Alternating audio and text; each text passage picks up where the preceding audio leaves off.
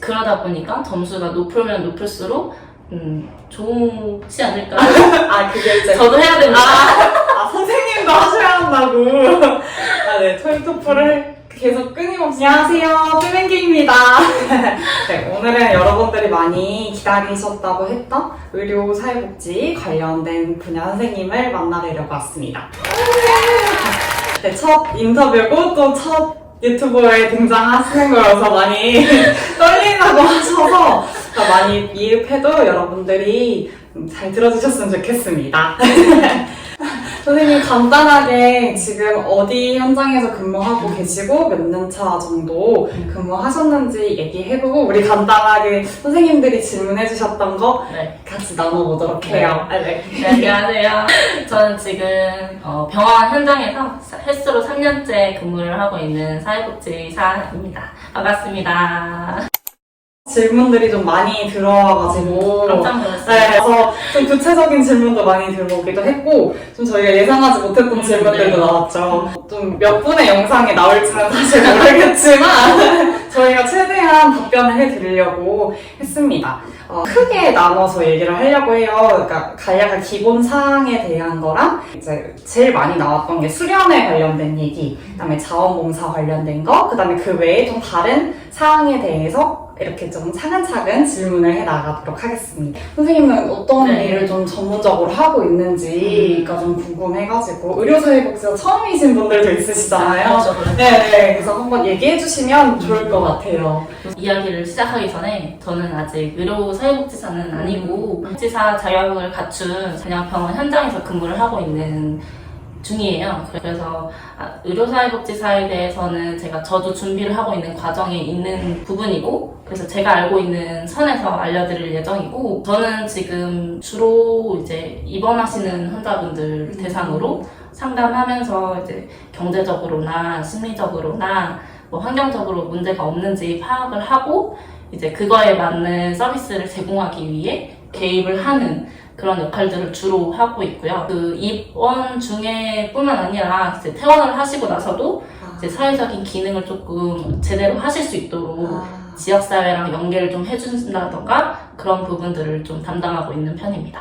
이제 병원에서 근무를 하면 한 어느 정도 근무를 하시는지도 좀 궁금하고 사실 근무 시간은 어느 정도 되고 워라밸은 사실 있는지도 궁금해가지고 현실적인 현실적인 질문을 해주셨어요. 모든 직장이 마찬가지겠지만 저희 의료사회복지사 분야에도 계약직이 있고 정규직이 있어요. 계약직은 해당 계약 기간에만 근무를 하는 거다 보니까 이 질문, 오래 일을 할 수 있는지에 대한 질문은 조금 예외 사항인 것 같고 정규직에 한해서는 오래 근무할 수 있다고 생각을 해요.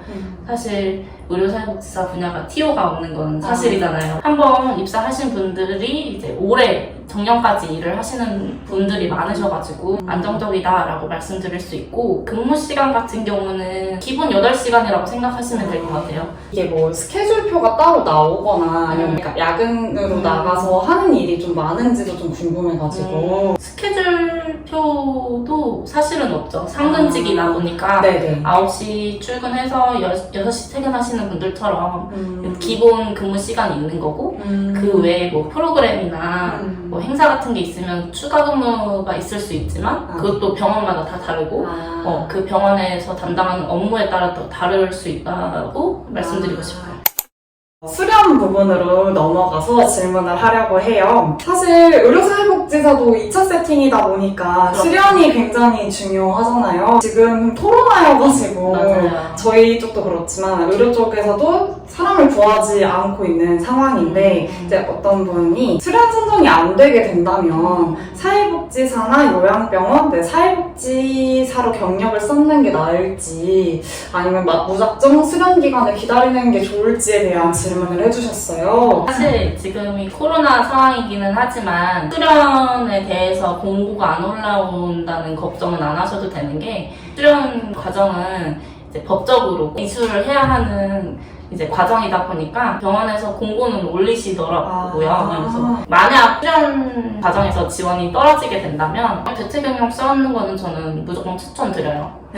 실제로 네. 저도 이런 케이스로 지금 2차 병원에서 근무를 하고 있는 케이스고, 저도 작년에 수련에 지원을 했었지만 안 돼가지고 첫 직장에선 요양병원에서 근무를 했었고 지금 2차 병원에서 근무를 하고 있는 중이에요. 그래서 무조건 추천드려요. 이거는 실습을 하는데 그러니까 의료 계열에서 실습은 안 하셨고 청소년 그다음에 아동 계열에서 좀 실습을 진행하셨었나 봐요. 근데 혹시 이런 분들도 수련을 해도 괜찮은지에 대해서 질문을 해주셔가지고 한번 부탁드리겠습니다. 네.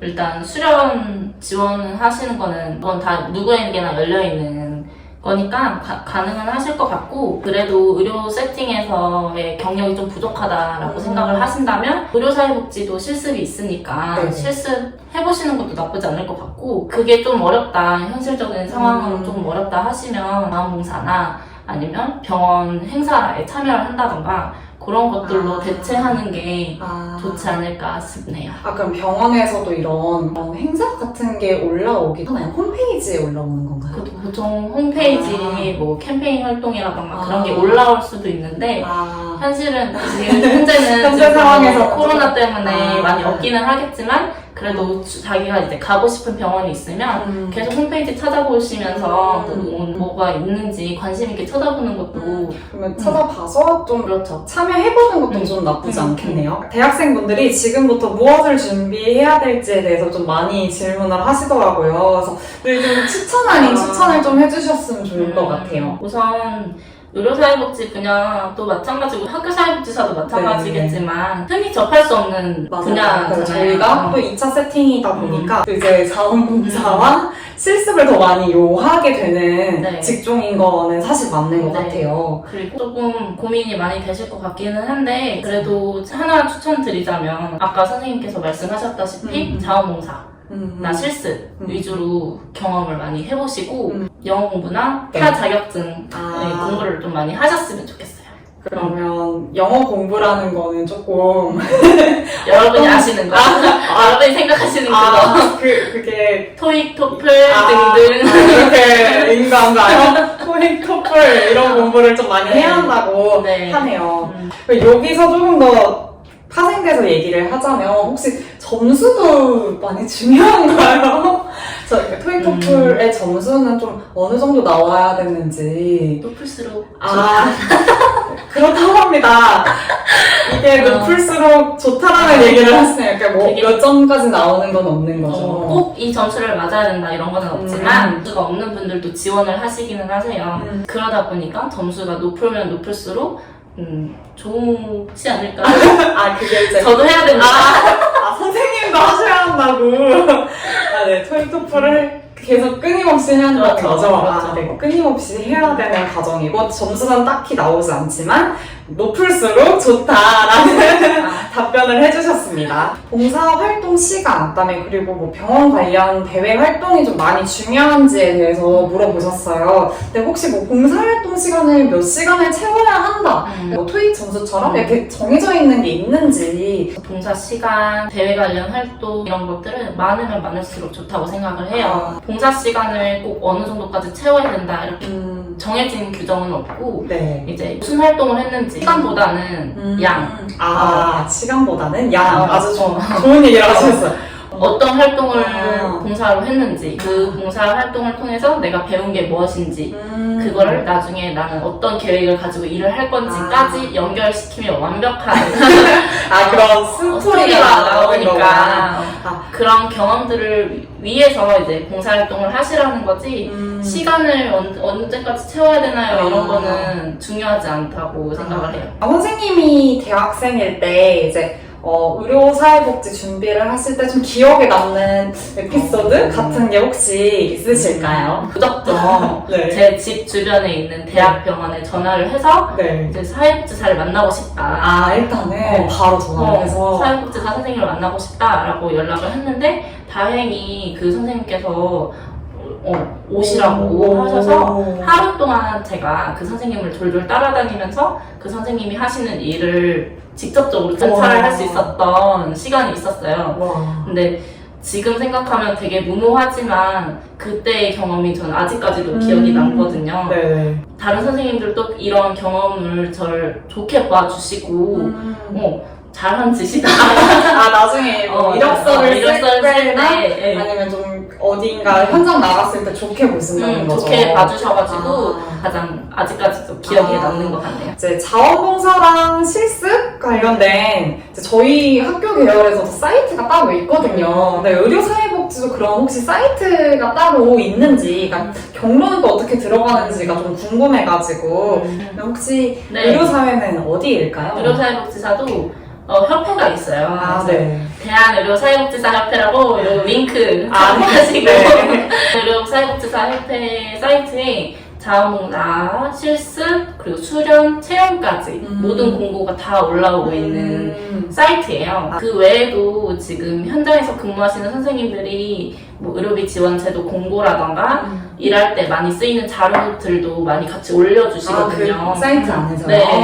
그래서 그런 것들을 지금부터 관심 있게 보시면 나중에 더 도움이 되지 않을까 하는 생각이 듭니다.